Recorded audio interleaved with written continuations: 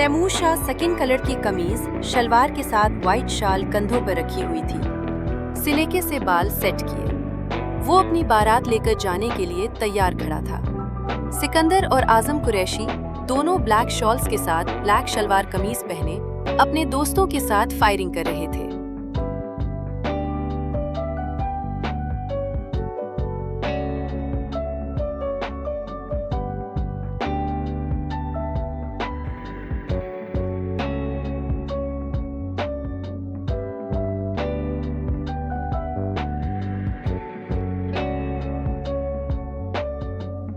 सिकंदर के लाख कहने पर भी अनफाल नहीं आई थी, जिसकी वजह से परेशान तो था, लेकिन अपनी परेशानी को साइड रखकर तैमूर की खातिर वो फुल खुश होने का मुजाहिरा करते फायरिंग कर रहा था। लेकिन फायरिंग करते दिल तो यही चाह रहा था, एक एक फायर अपने सालों के सीने में दे मारे।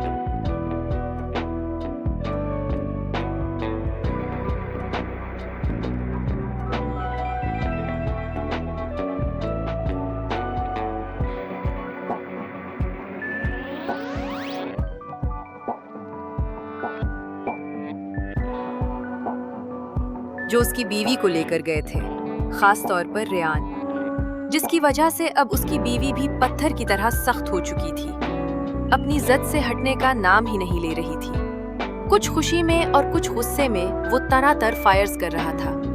अचानक आजम कुरैशी के मोबाइल पर कॉल आई थी।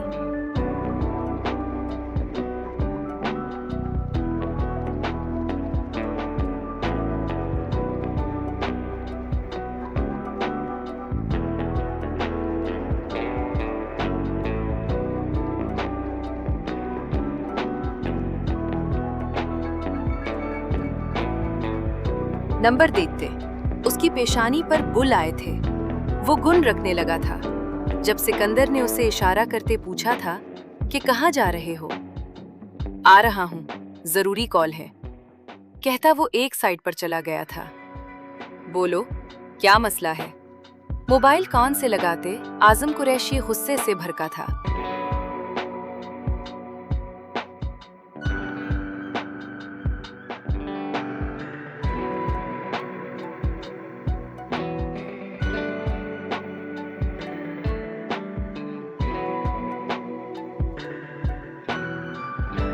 सर, वो लड़की खाना नहीं खा रही। तो मत दो, तुम्हें क्या तकलीफ है अगर वो नहीं खा रही? सर, उसे बुखार हो रहा है, मेडिसिन देनी है। आपने ही कहा था उसे कुछ नहीं होना चाहिए। अपने गॉड की बात सुनते आजम ने दांत पर दांत चढ़ाए थे। जैसे भी करके उसे खाना खिलाकर मेडिसिन दो।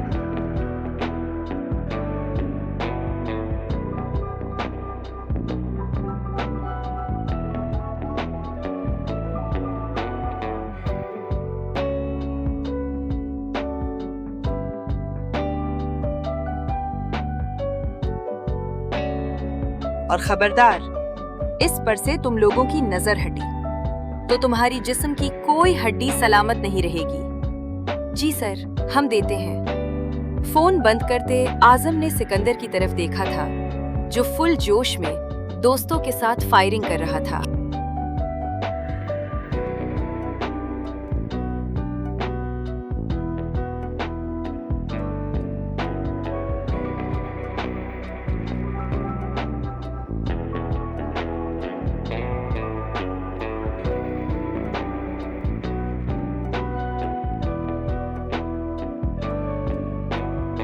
बारात का वेलकम करते तैमूर और जुमर को स्टेज पर बिठा दिया गया था। सब लोग ही उन दोनों के कपल को देखकर दुआएं दे रहे थे। दोनों साथ बैठे इंतहाई खूबसूरत लग रहे थे। सिकंदर, जो स्टेज पर तैमूर से कोई बात कर रहा था, उसके कानों में किसी लड़की की आवाज आई थी।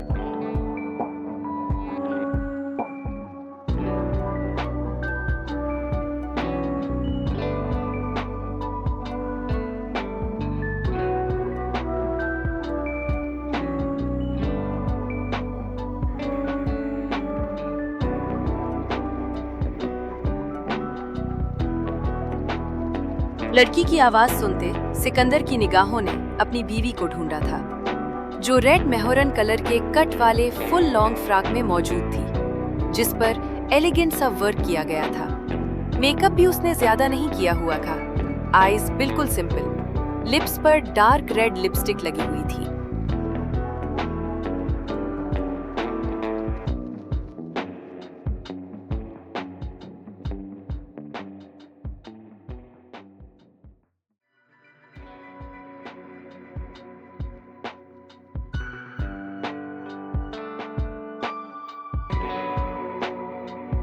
बालों की बीच की मांग निकालकर बंदियां लगाई गई थी। ये कलर उसके सानुले रंग को बेहद खूबसूरती से निखार रहा था।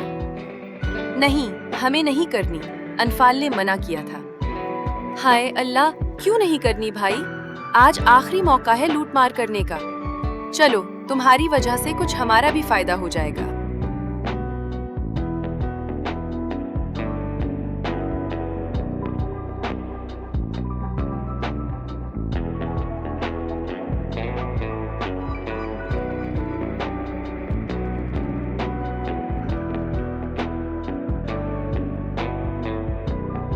उसकी दोस्तों और कजन्स का तो अनफाल का इनकार सुनते तरह ही निकला था। आप लोग कर लो। लो भाई, दुल्हन की बहन तुम हो, उठो साथ चलो। सबके बार बार इंसिस्ट करने पर अनफाल ने दूध का ग्लास मंगवाते स्टेज पर आई थी। उसने दूध का ग्लास अपनी कजन को पकड़ाया था।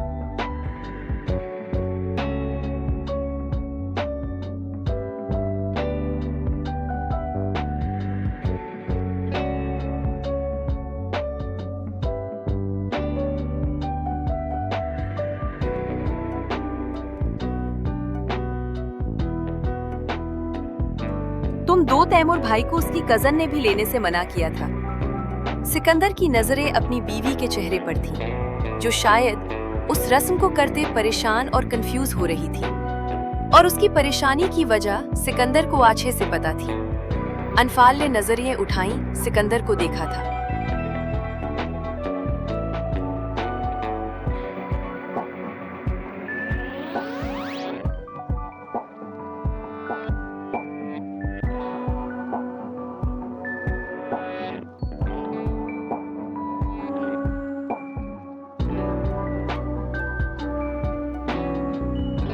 उसके हाथ कांप रहे थे, आंखों में भर भर कर पानी आया था, लेकिन वो यहाँ रोना नहीं चाहती थी। जैसे तैसे अपने आंसू पीछे धकेले थे।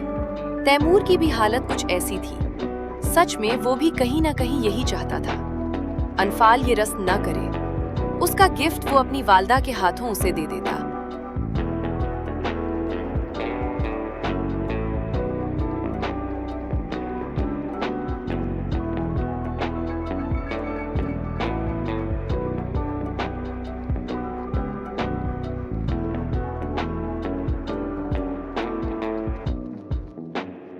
अनफाल ने कांपते हाथों से दूध का गिलास आगे किया था।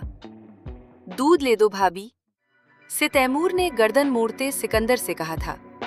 सिकंदर ने आगे बढ़ते गिलास उठाया था। चलो, अब सूद समेत मेरी बीवी का नेग निकालो। सिकंदर ने दूध का गिलास तैमूर को देते कहा था। सिकंदर के बोलने पर तैमूर ने उसे हैरान होते देखा था।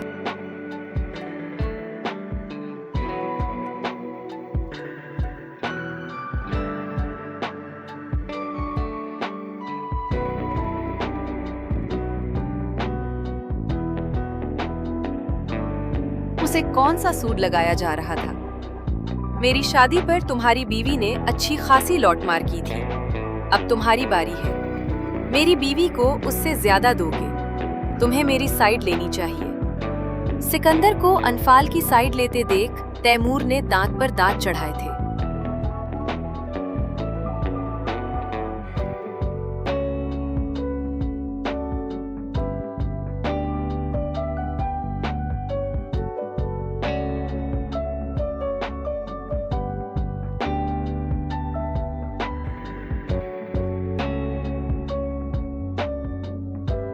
मेरी बीवी को जो मिलेगा उसमें फायदा तो मेरा है, तो मैं उसी की साइड लूंगा जिससे मेरा फायदा होगा। सब तैमूर और सिकंदर की बातें सुनते हंसे थे। जुमर को भी हंसी आई थी। आपको क्यों हंसी आ रही है? शौहर को लुटते देख? ये सही है, जिन्हें मेरे साथ होना चाहिए था।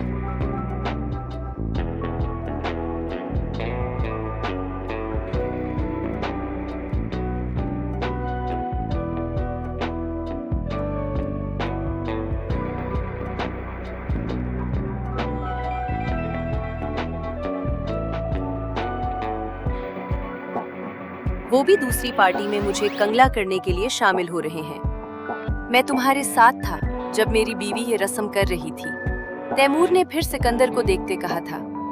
लेकिन मैं अपनी बीवी के साथ हूँ और हमेशा रहूंगा।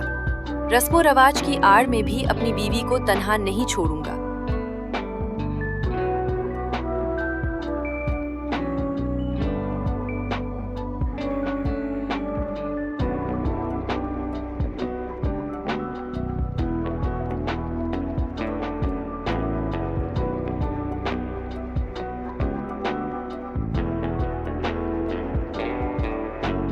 सिकंदर ने अनफाल को गहरी नजरों से देखते कहा था, चलो अब पैसे निकालो। 5 लाख तुम्हारी बीवी ने लिया था, अब शराफत से 8 लाख निकालो। मुझे समझ नहीं आ रही रस्म तुम कर रहे हो या मेरी सालियां। अगर इतना ही तुम्हें मेरी साली बनकर रस्म करने का शौक हो रहा है तो सामने आकर बैठो ना, कोई लहंगा शंगा पहनकर ठिमका लगाकर दिखाओ ना।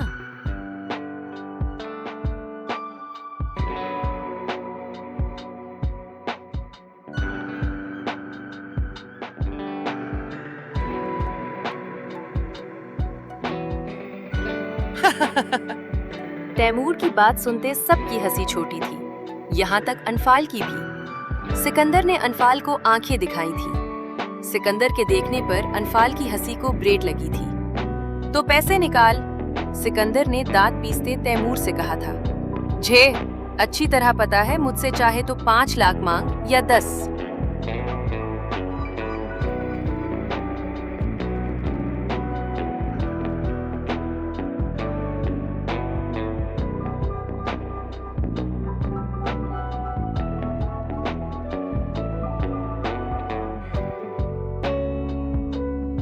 अब मर्जी है, अपनी बीवी को जितने मर्जी दो, तैमूर कहते सोफे के साथ टेक लगाकर सुकून से बैठा था।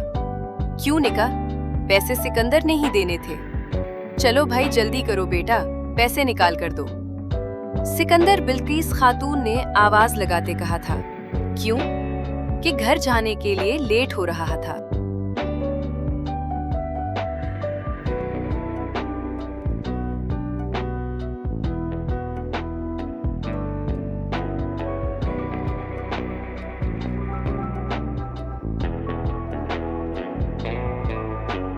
सिकंदर ने अपनी जेब से 5 से 7 लाख निकाला था। अनफाल के पास आते उसका हाथ पकड़ा था। उसकी हथेली आगे करते सारे पैसे उसके हाथ में रखे थे। सिकंदर ने उसके हाथ को प्यार से दबाया था। बहुत ही गहरी नजरों से देखते उसने हाथ छोड़ा था।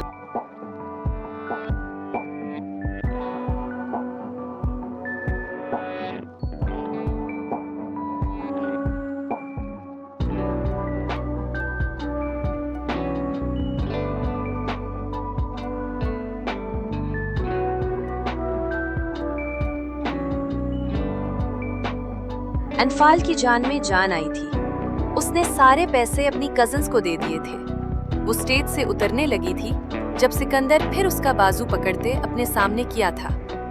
अपने पास क्या रखा है, हमें नहीं चाहिए। सिकंदर ने दूसरी जेब से एक छोटी सी डिब्बी निकाली थी।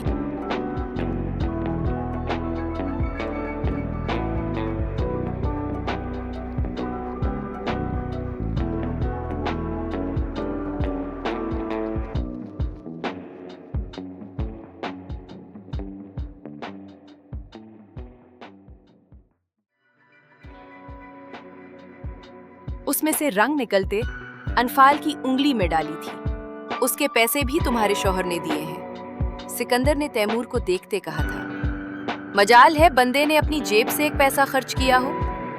सिकंदर ने खींचकर अनफाल को अपने पहलू में खड़ा किया था, क्योंकि कैमरा गर्ल उन सब की पिक्चर क्लिक करने वाली थी।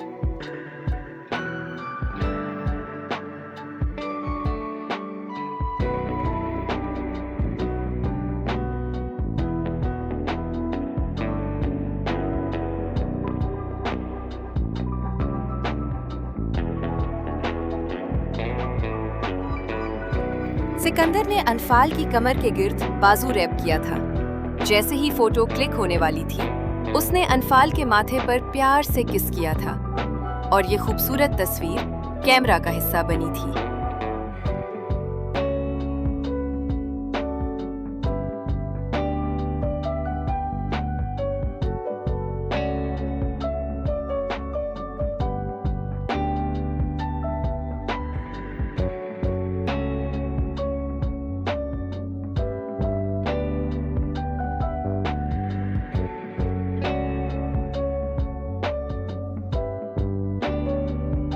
रुखसती का टाइम हो चुका था। जुमर मलिक अपने भाइयों, बाबा और अम्मी के गले लगकर अच्छा खासा रोई थी। जुमर को रोते देख अनफाल मलिक ने भी आंसुओं की नदियां बहा दी थी। अब वो जुमर के गले लगकर फिर से रोना शुरू हो चुकी थी। अनफाल, बेटा जुमर आपके साथ ही जा रही है, आप इतना क्यों रो रही हो?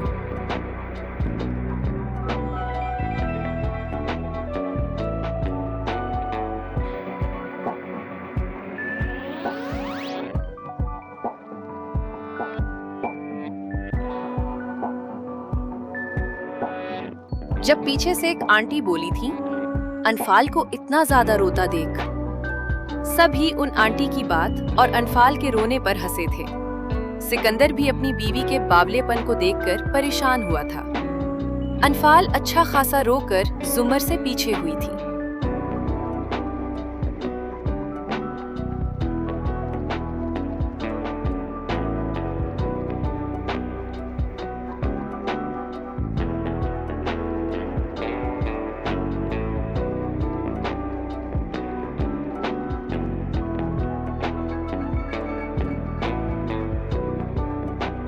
सिकंदर थोड़ा आगे हुआ था।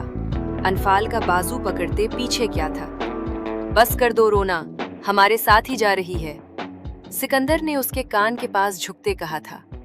हमारे साथ नहीं, आपके साथ जा रही है। अनफाल के बोलने पर सिकंदर ने उसे आंखें दिखाई थी। मतलब आज भी उसकी बीवी का कोई इरादा नहीं था।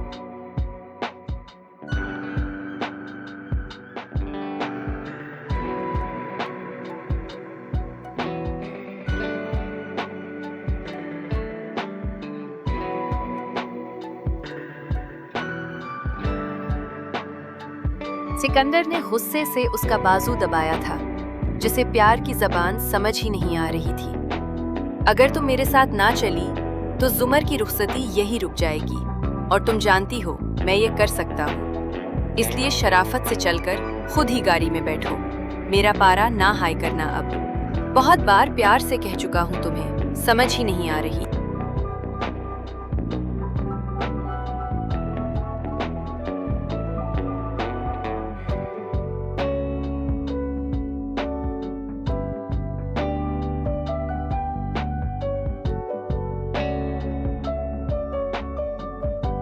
सिकंदर के बोलने पर अनफाल ने अपना बाजू छुड़वाने की कोशिश की थी, लेकिन मजाल है सिकंदर ने छोड़ा हो। सब लोग गाड़ियों में बैठ चुके थे। सिकंदर अनफाल का बाजू पकड़ते गाड़ी तक ले गया था। बैठो, अब ड्रामे नहीं करने तुमने, हमें नहीं जाना आपके साथ। अनफाल फिर पीछे हटने लगी थी।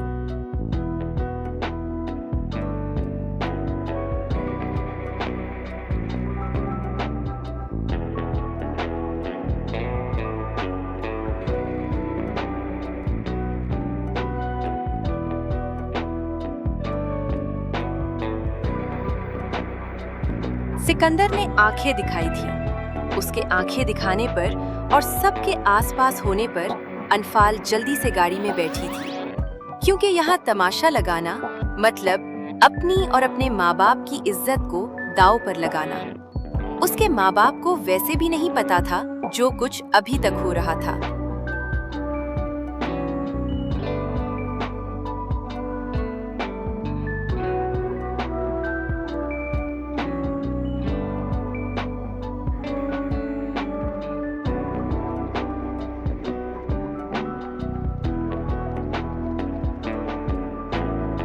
काशन वगैरह सब ने बात को छुपा लिया था।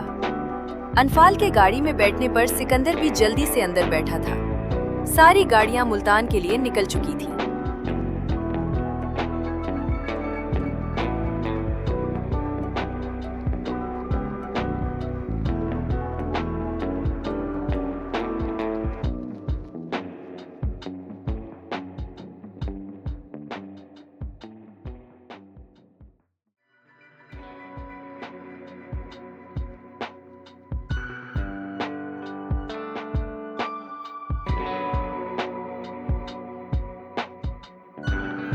आजम कुरैशी गाड़ी में बैठा था कि फिर से उसे कॉल आई थी। बोलो, मोबाइल कान से लगाते गाड़ी को टर्न दिया था। सर, वो अभी भी खाना नहीं खा रही, चीख रही है, सारे कमरे का सामान तोड़ फोड़ दिया है। तुम लोगों से एक लड़की नहीं संभाली जा रही। आ रहा हूँ।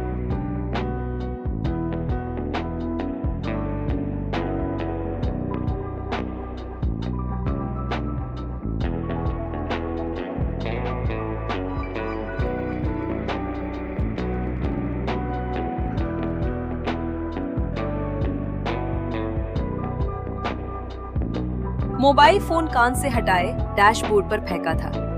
गाड़ी की स्पीड तेज की थी। घर पहुंचते अनफाल गाड़ी से उतरने लगी थी कि सिकंदर ने उसे पकड़ते अपनी तरफ खींचा था। तुमने मुझे माफ करना है या नहीं? जो कुछ भी करना है उसी घर में रहकर करोगी।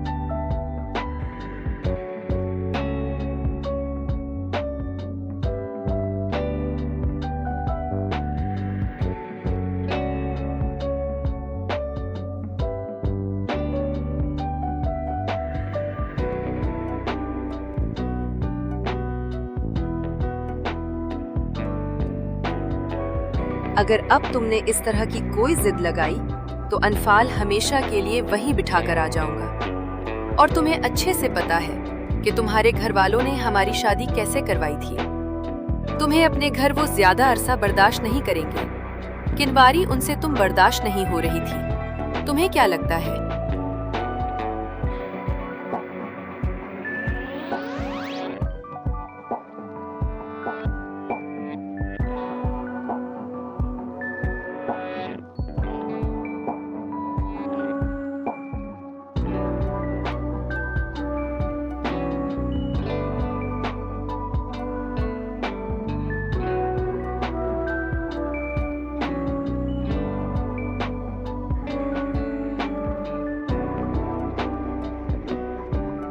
शादी के बाद वो हमेशा के लिए तुम्हें घर बिठा लेंगे।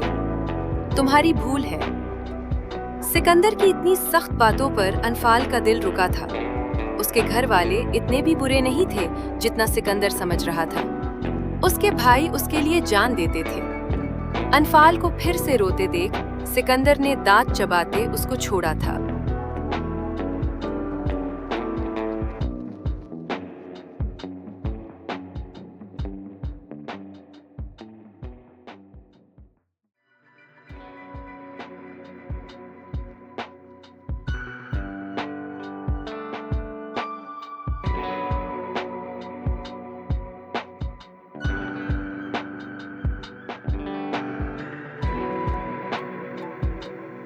एक तो उसकी बीवी हर बात पर नदियां बहा देती थी। इंसान खुलकर डांट भी नहीं सकता। अतरो और अच्छे से अपनी देवरानी का वेलकम करो। सिकंदर के बाहर निकलने के बाद अनफाल भी आंसू पूछते बाहर आई थी। बाहर आते वो जुमर की गाड़ी के पास गई थी, जिसके वेलकम के लिए सारे लोग ही खड़े थे।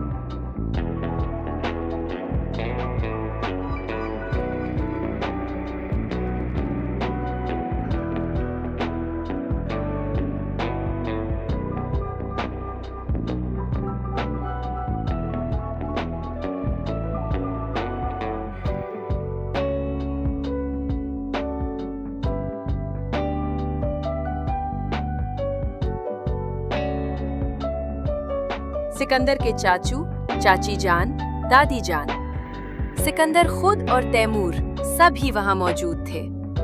हंसी खुशी वो जुमर का वेलकम कर रहे थे।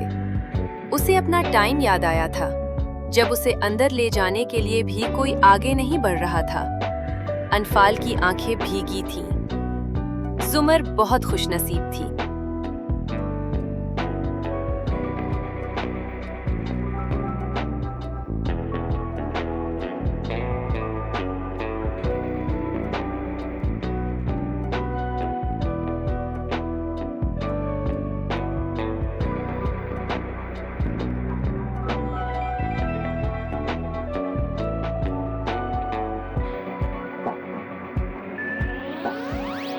जुमर बहुत खुशनसीब थी। मोहब्बत करने वाला शौहर मिला था और ससुराल वालों की चाहत। अपने आंसू पीछे धकेलते वो आगे बढ़ी थी। जो भी था, वो अपनी बहन के लिए बहुत खुश थी। जुमर के पास जाते उसका हाथ पकड़ा था। सब अब अंदर की तरफ बढ़े थे।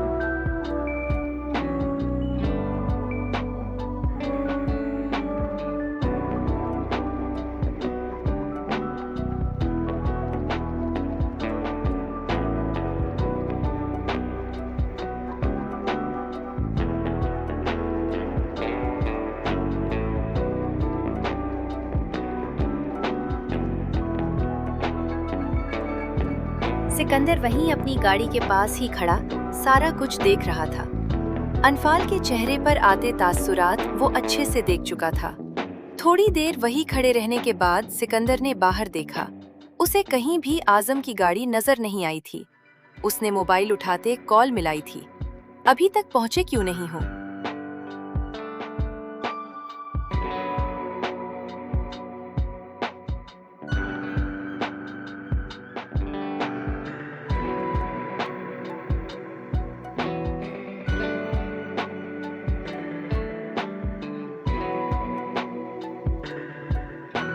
आजम के कॉल अटेंड करते ही उसके यहाँ न पहुँचने की वजह पूछी थी। मैं अपने घर चला गया हूँ, सुबह आऊंगा।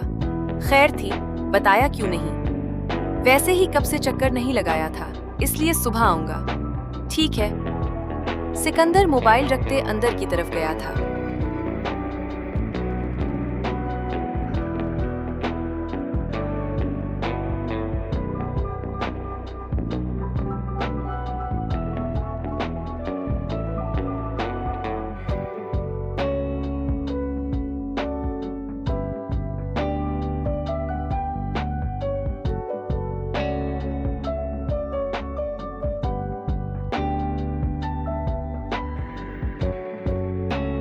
उसकी गाड़ी गेट पर पहुंची ही थी कि उसके लिए गेट पहले ही खोल दिया गया था। इतने बड़े मेंशन में सिवाय कुछ गार्ड्स के और कोई नहीं था।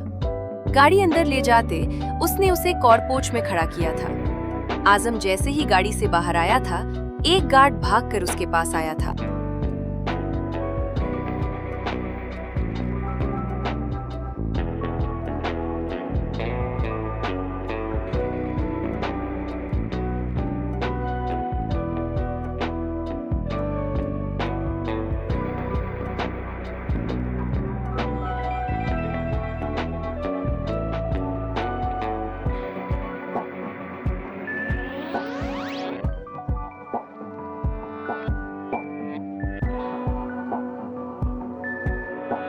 आजम ने उसे खा जाने वाली नजरों से देखा था, जैसे अभी जिंदा निकल जाएगा। सर, हमने कोशिश की थी, लेकिन लड़की थी, आपने कहा था। हाँ, हाथ नहीं लगाना। आजम को गुस्से में देखते गार्ड की आवाज कांपी थी। चाबियां दो। गार्ड ने उसे कमरे की चाबियां दी थी।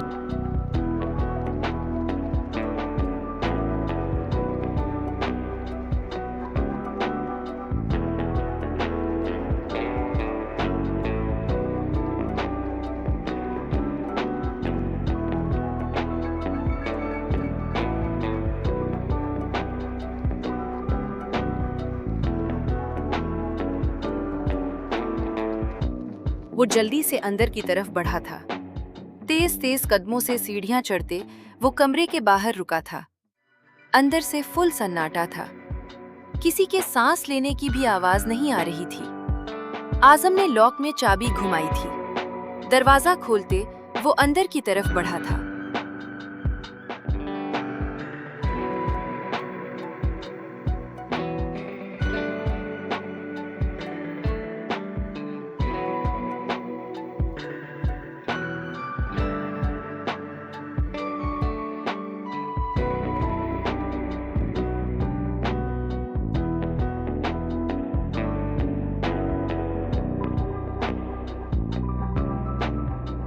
वो जैसे ही अंदर पहुंचा था, किसी ने इसे उस पर हमला करने के लिए गुलदान उसके सर पर मारना चाहा था। जब आजम ने जल्दी से उसका हाथ पकड़ते उसे खींचकर अपने सामने किया था। वो गहरी होती सांसों के साथ आजम को खा जाने वाली नजरों से घूर रही थी।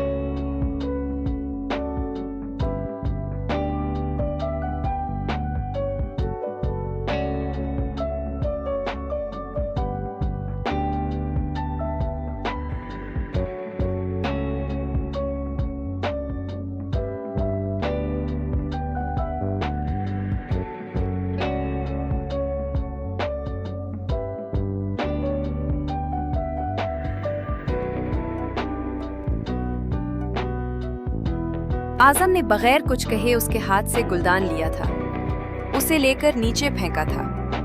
कमरे की लाइट ऑन करते कमरे की हालत देखी थी। हर चीज बिखरी हुई थी। बेड की चादर, ड्रेसिंग टेबल पर एक चीज भी सलामत नहीं थी। हर जगह कांच के टुकड़े थे। आजम ने झटके से उसे दीवार के साथ लगाया था।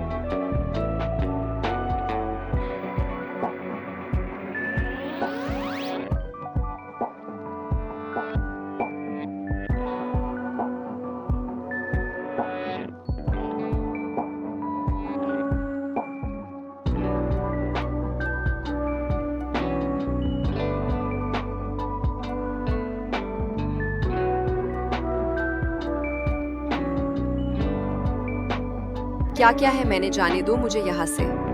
लड़की ने गुस्से से फूलती सांसों से कहा था। क्यों कैद किया है मुझे? क्या बिगाड़ा है मैंने तुम्हारा?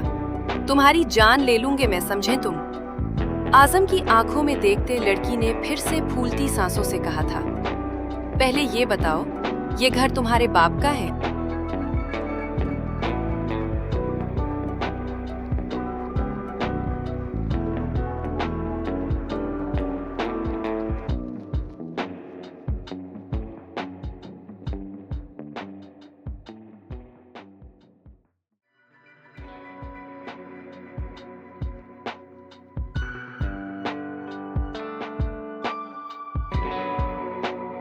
जिसका सामान तुम तोड़ फोड़ रही हो।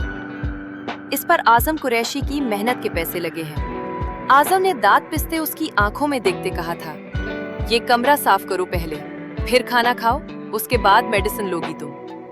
अगर अपनी जान प्यारी है और चाहती हो मैं तुम्हारी जिंदगी को और मुश्किल ना बनाऊं, तो शराफत से ये सब करोगी।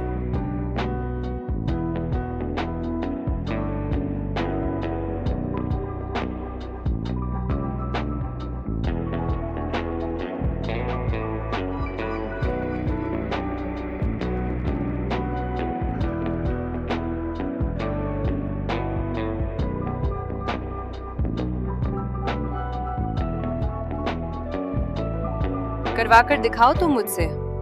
कुछ नहीं करूंगी मैं, समझे तुम? ठीक है। आजम ने उसका हाथ सख्ती से पकड़ा था। उसे पकड़ते कमरे से बाहर लाया था। वो तेजी से सीढ़ियां से नीचे उतर रहा था। लड़की उसके साथ घिसती जा रही थी। एक कमरे का दरवाजा खोलते वो अंदर की जानिब बढ़ा था।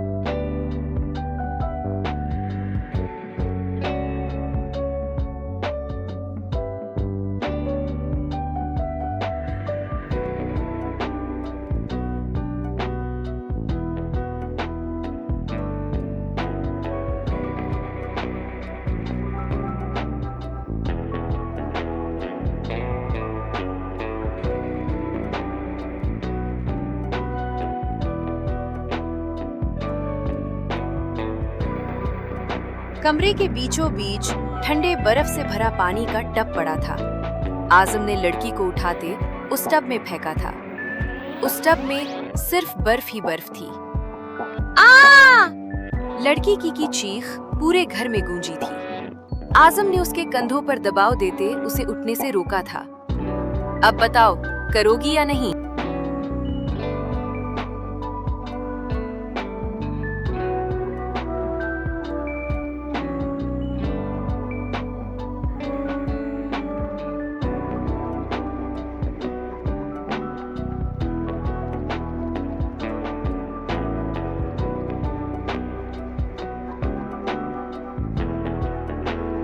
आजम उस पर झुका था। अगर तुमने नहीं करना तो बता दो, बर्फ की जगह आग के कोयले तैयार हैं मेरे पास। मुझे बाहर निकलने दो, मैं करूंगी, जो कहोगे करूंगी। आजम ने उसका हाथ पकड़ते बाहर निकला था। अपनी शाल उतारते उस पर डाली थी।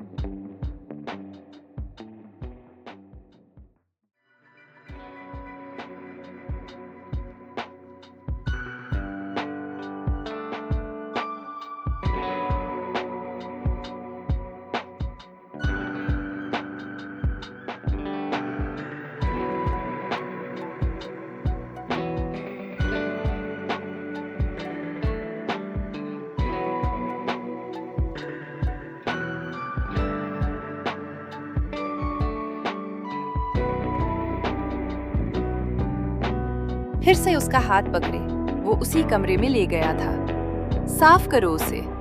खुद सोफा संभालते बैठा था। लड़की ने नीचे बैठे सारे कमरे से एक एक करके कांच चुनना शुरू किया था। कांच चुनते उसने बेडशीट ठीक की थी। आजम ने उसके लिए झाड़ू मंगवाया था।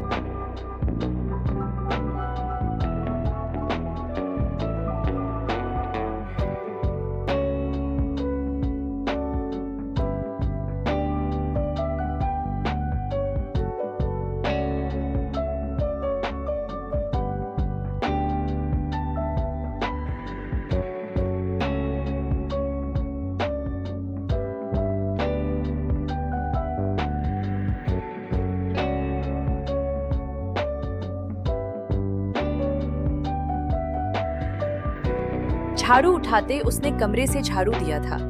सारा कमरा साफ होने के बाद आजम ने उसके लिए खाना और मेडिसिन मंगवाई थी। लड़की ने चुपचाप खाना खाते मेडिसिन ली थी। जितनी देर वो खाना खा रही थी, आजम ने उसे नीचे से ऊपर बहुत गहरी नजरों से जांचा था।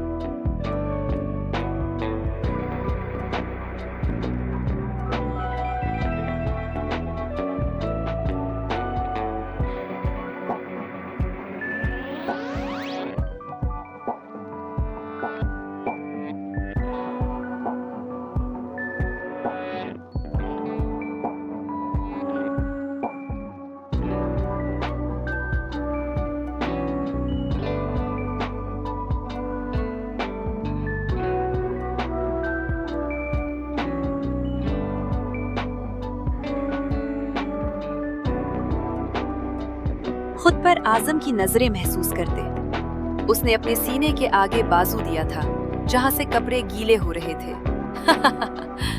उसके बाजू देने पर आजम को हंसी आई थी। इतनी शराफत तुम पर जचती नहीं, इसलिए ऐसे नाटक मेरे सामने न करो। आजम ने उस पर तीखी नजर डालते तंजिया कहा था।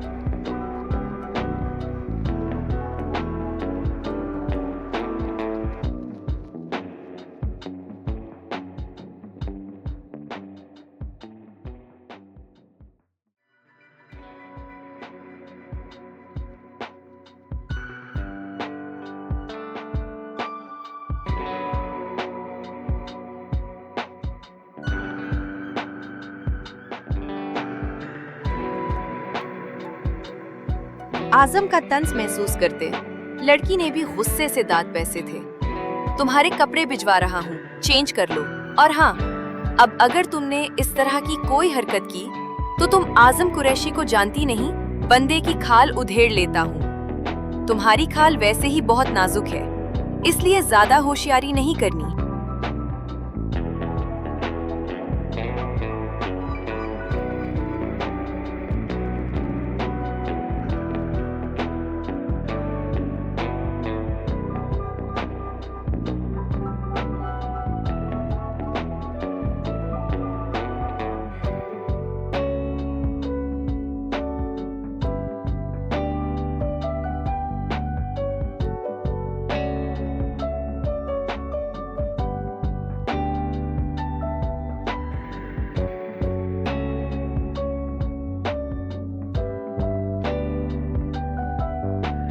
आजम के जाते लड़की ने खाने की प्लेट साइड पर उठाकर फेंकी थी। तुम्हें तो मैं देख लूंगी, आजम कुरैशी, और एक दिन उस कैद से भी तुम्हें निकल कर दिखाऊंगी। थोड़ी ही देर बाद एक औरत दरवाजा खोलते अंदर आई थी। उसे एक शॉपिंग बैग दिया था।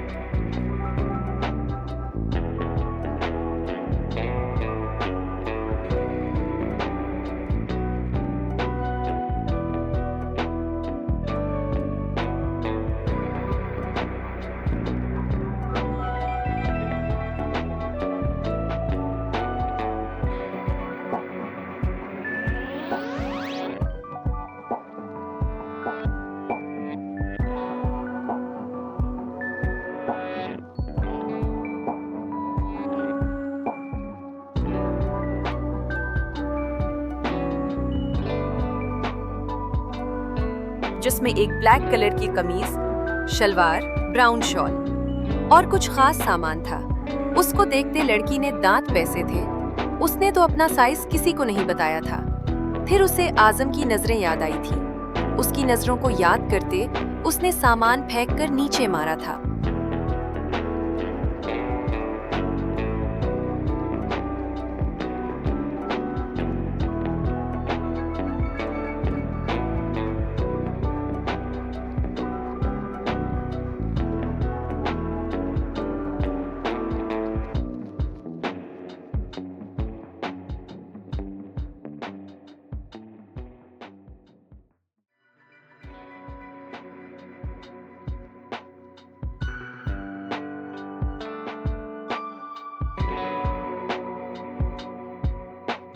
शॉपिंग बैग में दोबारा हाथ डाला तो उसको अंदर और भी कुछ था। उसने हाथ में उठाया तो वो एक क्रीम थी। उस क्रीम को देखते लड़की की आंखें फटने की हद तक खुली थीं। इंतहाई कोई बेशर्म इंसान है, लड़की ने दांत पीसते कहा था।